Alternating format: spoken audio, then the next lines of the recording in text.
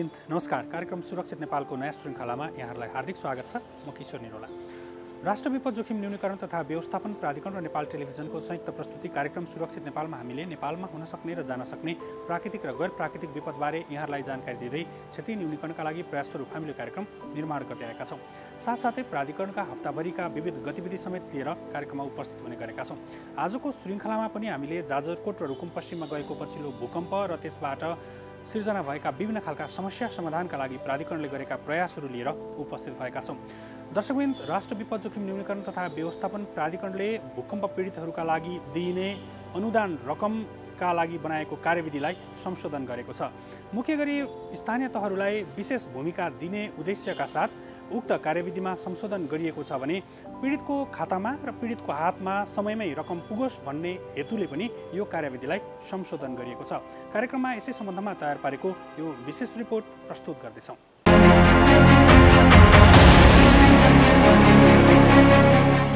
जाजरकोट र रुकुम पश्चिममा गएको विनाशकारी भूकम्प प्रभावित घर परिवारलाई तत्काल अस्थायी आवास निर्माण गर्न विपद जोखिम न्यूनीकरण तथा व्यवस्थापन कार्यकारी समितिको बैठकले भूकम्प प्रभावित घर परिवारलाई अस्थायी आवास निर्माण अनुदान कार्यविधि 2080 को संशोधन गरेको छ। सो कार्यविधि कार्यान्वयनको क्रममा प्रभावित क्षेत्रका स्थानीय तहका प्रमुख तथा अध्यक्ष साथै प्रमुख जिल्ला अधिकारी लगायतको सुझावको आधारमा अस्थायी आवास निर्माण अनुदान कार्यविधि 2080 का केही बुँदाहरूमा संशोधन गरिएको हो। कार्यविधिको पछिल्लो संशोधनले अस्थायी आवास निर्माण कार्यविधिलाई थप सरलीकृत गरी बैंकिङ प्रणाली मार्फत हुन सक्ने ढिलाइलाई घटाई अनुदान रकम सरल र सुलभ तरिकाले लाभग्राहीको हातमा पुग्ने सुनिश्चितता प्रदान गरेको छ। साथै शीघ्र अस्थायी आवास निर्माण गर्न स्थानीय तहहरूलाई थप सुदृढ र जिम्मेवार बनाउने गरी कार्यविधिको संशोधन गरिएको छ।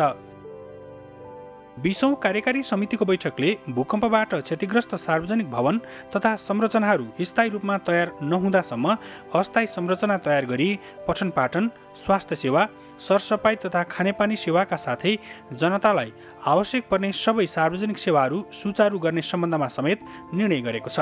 त्यस्तै राहत वितरण, पुनर्निर्माण र पुनर्स्थापनाको कार्यलाई प्रभावकारी बनाउन विपद जोखिम न्यूनीकरण तथा व्यवस्थापनसँग सम्बन्धित विभिन्न समयमा तर्जुमा भएका कानुनहरूमा भएका प्रावधानहरूलाई राष्ट्र विपद जोखिम न्यूनीकरण तथा व्यवस्थापन ऐन 2074 को व्यवस्थासँग एकरूपता हुने गरी आवश्यक संशोधन प्रक्रिया अघि बढाउने निर्णय समेत बैठकले गरेको छ।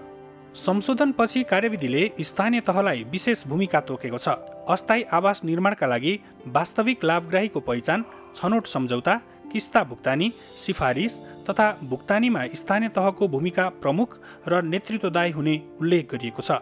सुविधाबाट वञ्चित वा दोहोरो सुविधा पर्न नदिन स्थानीय तहले सरकारी, गैर सरकारी संस्था लगायत सबै पक्षको समन्वय पनि स्थानीय पालिकाहरूले गर्नेछन्। निर्माण गरिने आवासहरूमा निजी शौचालय भए नभएको अनुगमन गरी शौचालय निर्माण गर्न लगाउने वा पाएक पर्ने स्थानमा सामूहिक शौचालय र खानेपानीको बन्दोबस्त गर्ने मुख्य जिम्मेवारी पनि स्थानीय तहलाई तोकिएको छ। अस्थायी आवास निर्माण कार्यमा जिल्ला स्थित विपद जोखिम न्यूनीकरण तथा व्यवस्थापन समितिले स्थानीय तहहरूसँग सहजीकरण गर्ने, अनुगमन गर्ने तथा स्थानीय विपद जोखिम न्यूनीकरण तथा व्यवस्थापन समितिलाई रकम उपलब्ध गराउने लगायतका जिम्मेवारी तोकिएको छ। कार्यविधि सँगसँगै प्राधिकरणले क्षति भएका घरहरूको पुनर्निर्माण गर्ने कार्यलाई तीव्रताका साथ अगाडि बढाएको छ। कानुनी तथा आर्थिक स्रोतको सुनिश्चिततापछि जाजरकोट र रुकुम पश्चिमका भूकम्प पीडितहरूको घर पुनर्निर्माण गरिने प्राधिकरणले जनाएको छ। अहिले विशेष गरी पश्चिम नेपालको जाजरकोट केन्द्रबिन्दु बनाएर गएको भूकम्पबाट प्रभावित व्यक्तिहरू जो अहिले तत्कालको लागि पालमुनि रहिरहनु भएको छ, उहाँहरूको लागि अस्थायी आवासको सुविधा उपलब्ध गराउनको निम्ति हाम्रो कार्यकारी समितिले एउटा कार्यविधि बनाएको थियो। विशेष गरी अस्थायी आवास भूकम्प प्रभावित घर परिवारका व्यक्तिहरूलाई अस्थायी आवास निर्माण अनुदान कार्यविधि 2080 त्यो कार्यविधिमा लाई पनि हामीले समसामयिक बनाउनको लागि अलिकति त्यो अस्थायी आवासको लागि लाभग्राही पहिचान गर्ने, त्यसको अनुदान प्रक्रियालाई छिटोभन्दा छिटो लाभग्राही समस्या पुर्याउनको निम्ति त्यसलाई स्थानीय तह र त्यहाँका चाहिँ स्थानीय सम्बन्धित जिल्लाका प्रमुख जिल्ला अधिकारीज्यू लगायत सबै सरकारवालाहरूको चाहिँ राय सुझाव दिई त्यसलाई चाहिँ समयानुकूल परिमार्जन गरिएको छ र त्यो परिमार्जित कार्यविधिले चाहिँ को उद्देश्य भनेकै नै के छ भने अहिले चाहिँ यो चिसो पनि बढिरहेको सन्दर्भमा लाभग्राहीहरू यथाशीघ्र पहिचान होस्, एउटा चाहिँ छोटो विधिबाट चाहिँ लाभग्राहीको पहिचान होस्, त्यसको लागि स्थानीय तहलाई नै त्यो जिम्मेवारी दिएको थियो। हाम्रो सामान्यतया जिल्ला विपद व्यवस्थापन समितिले लाभग्राही गर्ने परम्परा छ, त्यसलाई चाहिँ अलिकति नेपाल सरकारको क्याबिनेटले गरेको निर्णयअनुसारको निर्णयकोलाई अनुकूल पनि बनाउनको लागि र लाभग्राही पहिचान गर्ने क्रमलाई पनि चाँडो होस् भनेर स्थानीय तहलाई नै त्यो जिम्मेवारी दिएको छ र रकम निकासा गर्ने सन्दर्भमा पनि एकदमै छिटो माध्यमबाट स्थानीय तहसम्म रकमहरू उपलब्ध गराउने र स्थानीय तहले चाहिँ सम्भव भएसम्म ब्याङ्क खाताबाटै रकमहरू चाहिँ सम्बन्धित लाभग्राहीको खातामा चाहिँ उपलब्ध गराउने ब्याङ्कको माध्यमबाट। यदि कसैको ब्याङ्क खाताहरू चाहिँ खोल्न सक्ने अवस्था रहेनछ भने त्यसमा चाहिँ ब्याङ्कले सहजीकरण गरेर नगदै भए पनि पहिलो किस्ता रकम चाहिँ उपलब्ध गराउने र दोस्रो किस्ता चाहिँ ब्याङ्क खाताबाट चाहिँ अनिवार्य रूपमा गराउने भनेर त्यसरी र फन्ड फ्लो मेकानिजमलाई पनि सहज बनाउने, लाभग्राही पहिचान गर्ने कुरालाई पनि सहज बनाउने र निर्माण गरिने घरकालाई प्रयोग गरिने सामग्रीहरूमा पनि अलिकति स्थानीय साधन स्रोतलाई नै बढीभन्दा बढी उपयोग हुने गरेर स्थानीय तहमै उपलब्ध हुने सामग्रीहरूको प्रयोग गरेर एउटा चाहिँ तोकेको ढाँचामा चाहिँ आवास निर्माण गर्न सकिने गरेर एउटा कार्यविधिको व्यवस्थापन गरिएको छ। र अहिले हाम्रो प्राधिकरणको फोकस भनेको के छ त भन्दा यो जाडो बढ्दै गइरहेको सन्दर्भमा चाँडोभन्दा चाँडो चाहिँ अहिले जुन ट्रेनमा बसिरहेका चाहिँ जो प्रभावितहरू हुनुहुन्छ उहाँहरूलाई चाहिँ कम्तीमा पनि न्यानोपन दिनको लागि एउटा टिनको छानामुनि होस् अथवा चाहिँ एउटा टहरा जस्तो भए तापनि भोलि स्थायी संरचना नबनुन्जेलसम्मलाई त्यो टहरामा चाहिँ सिफ्ट गर्ने र उहाँहरूलाई चाहिँ त्यो उहाँहरूको जुन प्रकारको समस्या आउनसक्छ, स्वास्थ्यमा आउन सक्ने समस्याहरू जुन जोखिमहरू छ त्यो जोखिमलाई न्यूनीकरण गर्ने र एउटा चाहिँ न्यानोपन प्रदान गर्नको लागि राज्यको सबै संयन्त्र चाहिँ त्यतातिर नै केन्द्रीकृत भएको छ र प्राधिकरणले यही विषयलाई चाहिँ सहजीकरण गरिरहेको अवस्था छ। प्राधिकरणले भूकम्प पीडितहरूको तथ्याङ्क सङ्कलन, पुनर्निर्माणको लागि लाभग्राही पहिचान, घरहरूको वर्गीकरण तथा भौतिक संरचनाका साथै सामाजिक, आर्थिक, सांस्कृतिक पक्षहरूलाई समेत मध्यनजर गर्दै समग्रतामा पीडित परिवारको घाउमा मल्लम लगाउने कार्यमा तदारुकताका साथ अघि बढाएको प्राधिकरणले जनाएको छ। हामीले सहजकर्ताहरू पनि प्रत्येक वडामा पठाएका छौँ। विशेषतः रेडक्रससँग हामीले समन्वय गरेर रेडक्रसका भोलिन्टियरहरू त्यहाँ हुनुहुन्छ। स्थानीय पदाधिकारी जीवहरूलाई यसको विषयमा हामीले अनुशिक्षण पनि गरिसकेका छौँ। हामीले भर्चुअल माध्यमबाट नै प्रत्येक स्थानीय तहहरूका प्रमुख त्यहाँका प्रमुख प्रशासकीय अधिकृतहरूलाई यसको बारेमा चाहिँ जानकारी गराएका छौँ र यहाँले कार्यविधि पल्टाएर हेर्नुभयो भने कार्यविधिमा हामीले केही अनुसूचीगत व्यवस्था गरेका छौँ, केही फर्मेटहरू डेभलप गरेका छौँ कि त्यो यति सरल छ कि उहाँ कुनै लाभग्राहीले त्यसमा ठुलो समस्या कुनै कागजपत्रहरू धेरै जुटाउनु पनि पर्दैन, धेरै आफूले कुनै कागजहरू जेनेरेट गर्नुपर्ने अवस्था पनि छैन। यसमा चाहिँ विशेष त के छ भने जो प्रभावित घर परिवारहरू हुनुहुन्छ उहाँले एउटा सामान्य निवेदन दिन सक्नुहुन्छ। निवेदनको ढाँचा पनि हाम्रो कार्यविधिमै छ। त्यो निवेदन ढाँचा चाहिँ सम्बन्धित पालिकाले नै हाम्रो लाभग्राही प्रभावितहरूलाई उपलब्ध गराउनु हुनेछ। त्यसपछि त्यहाँ एउटा सो घोषणाको कुराहरू राखिएको छ। सो घोषणा किन राखियो त भन्दाखेरि लाभग्राहीहरूलाई चाहिँ कुनै लाभग्राहीले चाहिँ सुविधै नपाउने, अनुदानै नपाउने, कुनै लाभग्राहीले चाहिँ दोहोरो तेह्रो पर्न सक्ला भन्ने हिसाबले हामीले त्यो कुराहरूको दोहोरोपन नहोस्, त्यसको सदुपयोग होस् र कुनै लाभग्राहीहरूको नेपालभरि अन्त वासस्थान नै छैन भने कुनै प्रभावितहरूको त्यसलाई चाहिँ एउटा चाहिँ लाभग्राहीको क्याटेगोरीभित्र राखिएको हुनाले सो घोषणाको व्यवस्था मिलाइएको छ र सो घोषणाको फारम र निवेदन दिए पछाडि सम्बन्धित वडा कार्यालयले सिफारिस गर्छ, त्यही निवेदनमा सिफारिस गर्ने व्यवस्था मिलाइएको छ र त्यसको आधारमा चाहिँ सम्बन्धित स्थानीय विपद व्यवस्थापन समितिले त्यसलाई लाभग्राही कायम गर्ने भनेर निर्णय गर्छ। त्यस पछाडि उसले चाहिँ सम्झौता गरेर रकम प्राप्त गर्छ। सम्झौता गर्दाखेरि पनि उसँग सम्बन्धित प्रभावितहरूसँग चाहिँ यो ब्याङ्क खाता छ भने ब्याङ्क खातामै पैसा जान्छ। अब यदि ब्याङ्क खाता छैन भने स्वतः त्यो ब्याङ्कले चाहिँ त्यसलाई सहजीकरण गरेर उहाँहरूको खातामा नगदै रकम दिने व्यवस्था मिलाइएको छ र यदि त्यो खाता नभएका चाहिँ लाभग्राहीहरूलाई चाहिँ दोस्रो किस्ता दिँदा चाहिँ त्यो अवधिमा चाहिँ ब्याङ्कले स्वतः नै खाता खोलिदिने व्यवस्था छ। यति सजिलो छ कि अहिले हामीले चाहिँ यसमा कुनै झन्झट पनि छैन, कुनै प्रक्रियागत रूपमा झन्झट पनि रहेको अवस्था छैन र जहाँसम्म तपाईँले उठाउनु भएको दुईवटा किस्ता भन्ने विषय चाहिँ के हो त भन्दा पहिलो कतिपय हामीलाई विगतका अनुभवले पनि के देखाउँछ त भन्दाखेरि हामीले 100% अनुदान दिँदाखेरि चाहिँ त्यो चाहिँ भोलि चाहिँ लाभग्राहीहरूले चाहिँ संरचना नबनाउने अवस्था पनि रहन सक्छ।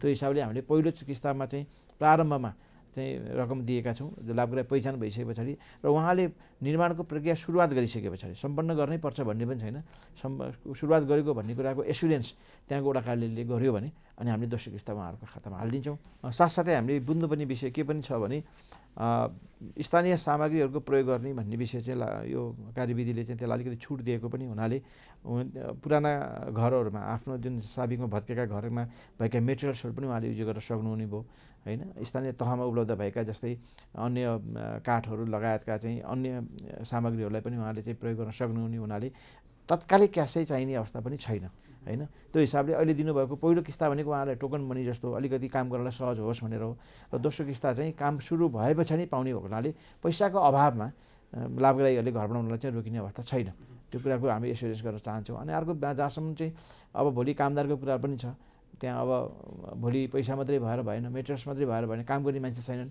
भन्ने खालका कतिपय गुनासाहरू कतिपय सुझावहरू पनि हामी कहाँ आएको थियो यसको लागि चाहिँ हामीले भोलिन्टियरहरू परिचालन गर्न सकिने भनेर हामीले आह्वान पनि गरेका छौँ हामीले कार्यकारी समितिको 19औं बैठकको निर्णयमा के पनि राखेका छौँ भने यो काम गर्नलाई सहजीकरण गर्नलाई सामाजिक सङ्घ संस्थाहरू विभिन्न स्वयंसेवी सङ्घ संस्थाहरू होइन इभन राजनीतिक दलहरूलाई सुद्धा हामीले चाहिँ आह्वान गरेका छौँ सामग्रीहरूको चाहिँ सहज ढङ्गले उपलब्ध गराउनको निम्ति निजी क्षेत्रलाई पनि आह्वान गरेका छौँ हामी यहाँका केन्द्रमा रहेका एफएनसिसिआईदेखि चेम्बर अफ कमर्स लगायत विभिन्न केन्द्रीय स्तरका निकायहरूमा रहेका जुन उद्योग वाणिज्य सङ्घका उद्योग व्यवसायीहरूका छात्र सङ्गठनहरूसँग पनि कुरा गरेका छौँ भने प्रत्येक जिल्लामा रहेको जिल्ला विपद व्यवस्थापन समितिमा निजी क्षेत्रको पनि प्रतिनिधित्व हुने हुनाले प्रमुख जिल्ला अधिकारीहरू मार्फत चाहिँ यस्ता सामग्री आपूर्ति प्रणालीलाई सहजीकरण गरिदिनुहोस् है भनेर उहाँलाई आह्वान पनि गरेका छौँ र प्रत्येक जिल्लाका प्रमुख जिल्ला अधिकारीज्यूहरूले निजी क्षेत्रहरूसँग चाहिँ एउटा सहजीकरणको भूमिका निर्वाह गरेर ती सामग्रीहरूको त्यो आपूर्तिहरूलाई चाहिँ सहज बनाउनको लागि पनि काम पनि गरिराख्नु भएको छ। भूकम्प पीडितहरूको तथ्याङ्क सङ्कलन गर्न मानवीय स्रोतसँगै प्रविधिको उच्चतम प्रयोग गर्ने गरी तयारी भइरहेको प्राधिकरणले जनाएको छ। हामीले अहिले सकेसम्म यो डिजिटल विधिलाई पनि अवलम्बन गर्ने भनेर चाहिँ राखेका छौँ। यसमा चाहिँ विशेषतः चाहिँ लाभग्राहीसँगको फर्मेट लाभग्राही र स्थानीय तहको बिचमा जुन सम्झौता हुन्छ त्यो सम्झौतालाई पनि हामी डिजिटलाइज गर्ने र सम्भव भयो भने हामी डिजिटल वेबाटै त्यसलाई चाहिँ सम्झौता गराउने र त्यो सम्झौताको प्रति अटोमेटिकल्ली तपाईँको ब्याङ्कमा पुग्ने खालको एउटा मेकानिजम चाहिँ पनि हामीले सानो त्यो सुरुवात गरेका छौँ। यसको चाहिँ उद्देश्य के हो त भन्दाखेरि यो डेटाबेस चाहिँ कायम हुन सकोस् होइन र भोलिका दिनमा हामीले स्थायी संरचना बनाउँदाखेरि चाहिँ यो अहिले अस्थायी आवास निर्माणको लागि जुन प्रकारले हामीले लाभग्राही कायम भएका छौँ त्यसलाई नै भोलि आधार मान्न पर्ने अवस्था आउन सक्छ। त्यो हिसाबले त्यो खालको एउटा राम्रो डेटाबेस तयार गर्नको लागि त्यो काम पनि हामीले गरेका छौँ भने आगामी दिनमा पनि भोलि अब डिटेल ड्यामेजको सर्वे गर्दाखेरि पनि म्यानुअल्ली भन्दा पनि डिजिटल प्रविधि नै अवलम्बन गरेर होइन हामीले अब अनलाइनबाटै डेटाहरू इन्ट्री गराएर अथवा फिल्डमा भएका व्यक्तिहरूलाई जिपिएस सर्वे गराएर त्यो घर कहाँ छ भनेर जिपिएसबाट लोकेट गर्न सक्ने अवस्थाबाट त्यो खालको प्रविधिको पनि प्रयोग गरेर चाहिँ यो डिटेल ड्यामेज एसेसमेन्ट गर्ने भन्ने सोचमा हामी अगाडि बढेका छौँ। त्यस कारणले अब प्रविधिको प्रयोग गरेर अलिक चाँडोभन्दा चाँडो चाहिँ यो काम पनि हामी सँगसँगै जान्छौँ। त्यसको लागि आवश्यक पर्ने चेकलिस्टहरू होइन आवश्यक पर्ने पूर्वाधारहरू चाहिँ एक हिसाबले तयार पनि भइसकेको छ। यो सँगै प्राधिकरणले प्रविधिकै प्रयोग मार्फत देशभर रहेका विपद व्यवस्थापनका लागि आवश्यक भण्डारण केन्द्रहरूको प्रयोगलाई सञ्चालनमा ल्याएको छ। विपद भइसकेपछि सामग्री खोज्ने विगतको अभ्यासलाई हटाउँदै प्राधिकरणले 77वटै जिल्लामा आपतकालीन उद्धार राहतका सामग्रीहरूलाई भण्डारण गरी तयारी अवस्थामा राखेको छ। विपद भइसकेपछि सामग्रीहरू खोज्ने विगतको अभ्यासलाई हटाउँदै प्राधिकरणले 77वटै जिल्लामा आपतकालीन उद्धार राहतका सामग्रीहरूलाई भण्डारण गरी तयारी अवस्थामा राखेको छ।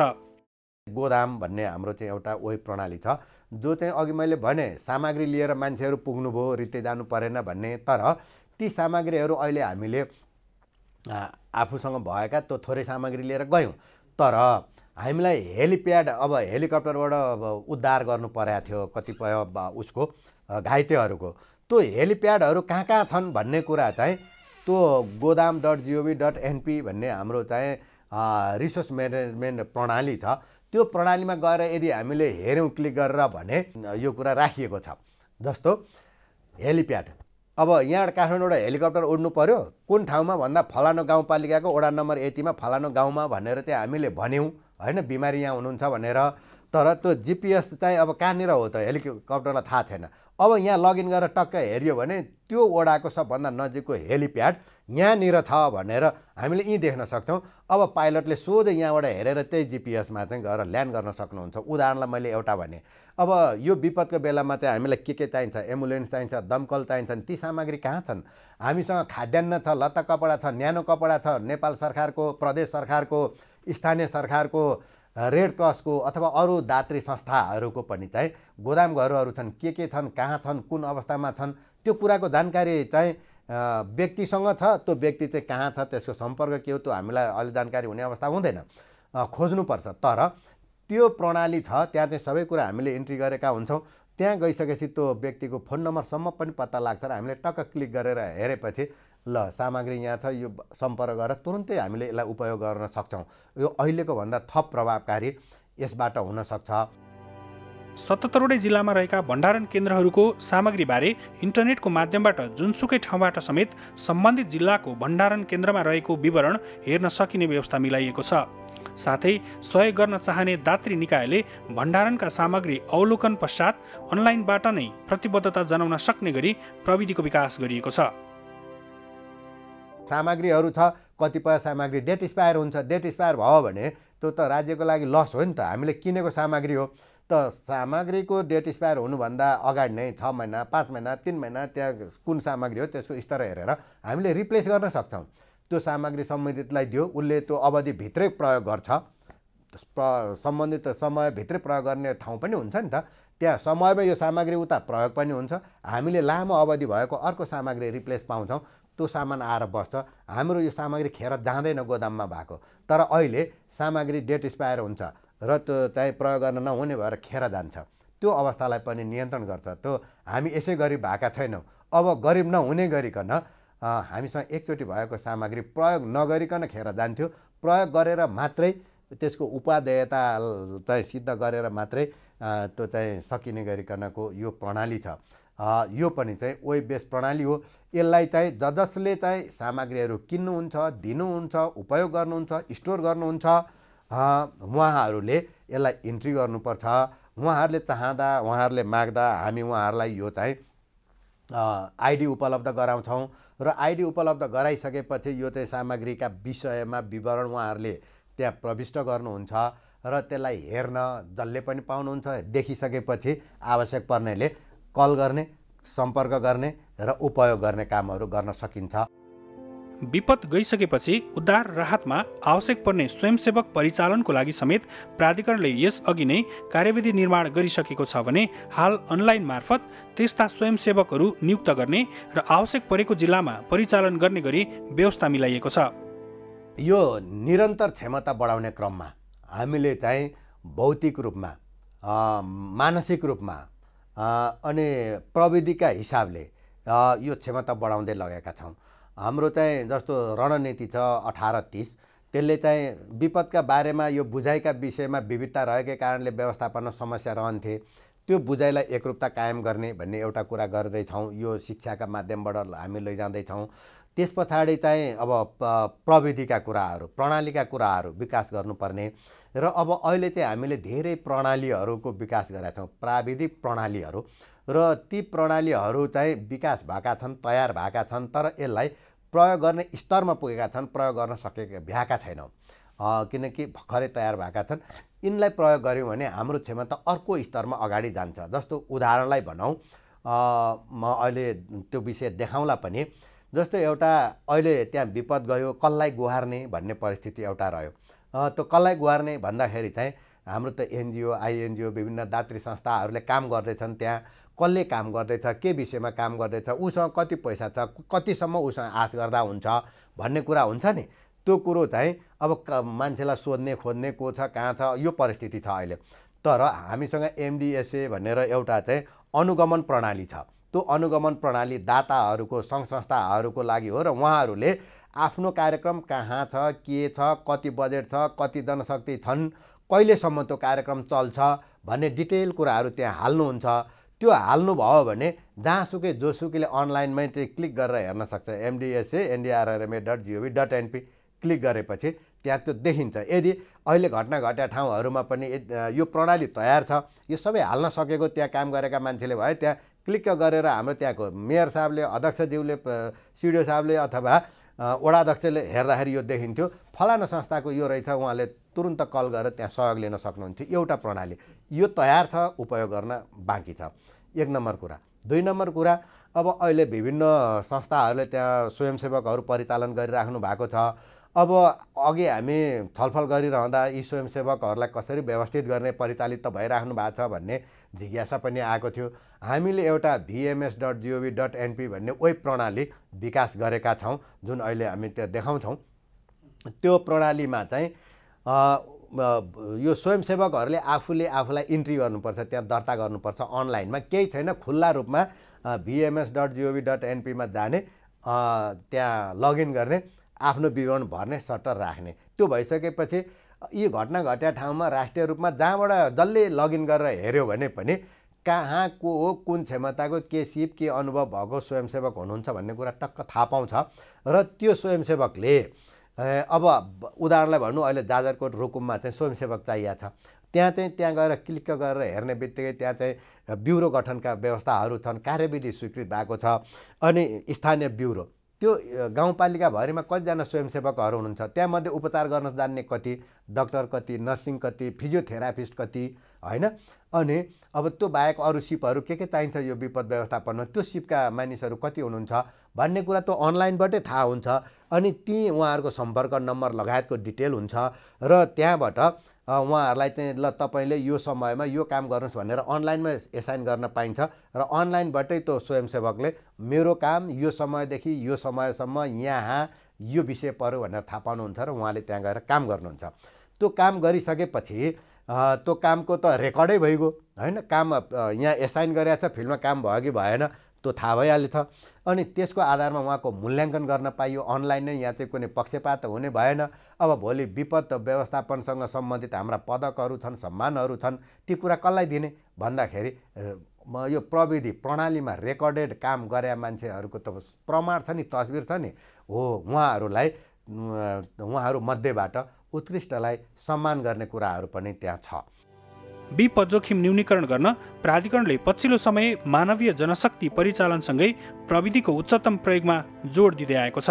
यसबाट विगतमा पूर्व तयारीको सन्दर्भमा उठ्ने कयौं प्रश्नहरूलाई निराकरण गर्दै लगिएको छ। यद्यपि नेपाल जस्तो विपदको उच्च जोखिममा भएको मुलुकमा विपद पूर्व तयारीबारे अझ धेरै कामहरू गर्न बाँकी छ।